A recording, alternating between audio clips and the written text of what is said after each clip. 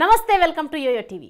దేశవ్యాప్తంగా రాజకీయాలు వేడెక్కుతున్నాయి. ఓవైపు రాష్ట్ర పార్టీలు అసెంబ్లీ ఎన్నికలకు రెడీ అవుతుంటే నేషనల్ పార్టీలు మాత్రం లోక్సభ స్థానాలపై ఫోకస్ పెట్టాయి.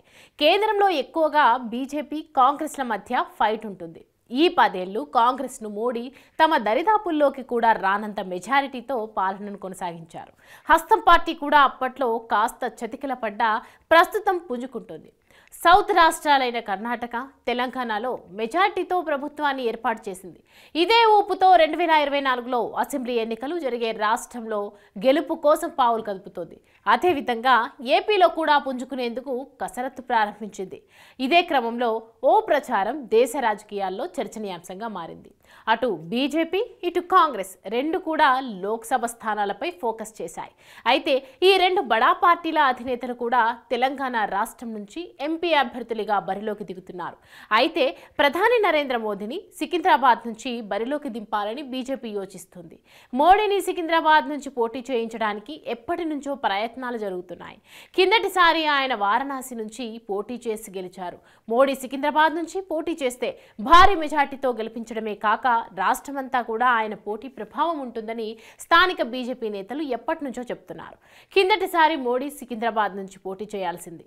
కానీ ఉత్తరప్రదేశ్లో పార్టీని మరింత బలోపేతం చేసే పనిలో భాగంగా ఆయన వారణాసి వెళ్లారు. ఈసారి కూడా మోడీని సికింద్రాబాద్ నుంచి ఖచ్చితంగా పోటీ చేయిస్తే ఆ ప్రభావంతో మరో 4 ఎంపీ సీట్లు తేలిగ్గా గెలవవచ్చు అని స్థానిక బీజేపీ నేతలు అధిష్టానానికి చెప్తున్నారు. ఈ విషయంలో ఇప్పటికే ఇంటెలిజెన్స్ నివేదికలు కూడా తప్పించుకున్నాయి. ప్రస్తుతం సికింద్రాబాద్ ఎంపీ నియోజకవర్గానికి కేంద్ర మంత్రి కిషన్ రెడ్డి ప్రాతినిధ్యం వహిస్తున్నారు.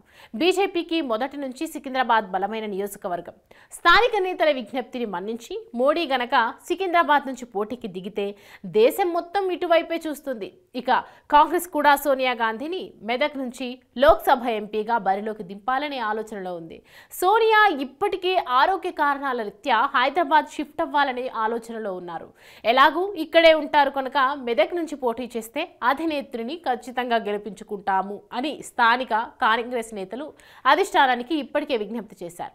తెలంగాణతో తనకు ప్రత్యేక అనుబంధం ఉందని సోనియా మొదటి నుంచి చెప్పుకుంటున్నారు.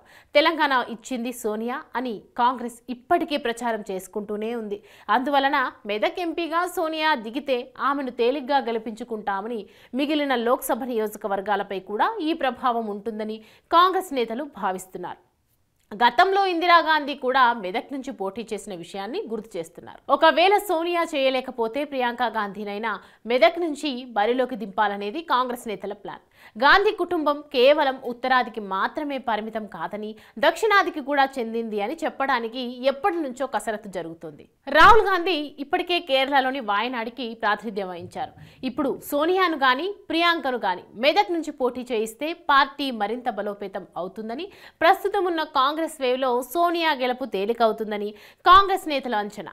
మోడీ సోనియా ఇద్దరు తెలంగాణ నుంచి బరిలో దిగితే మాత్రం లోక్సభ ఎన్నికలు మరింత రంజుగా మారతాయి.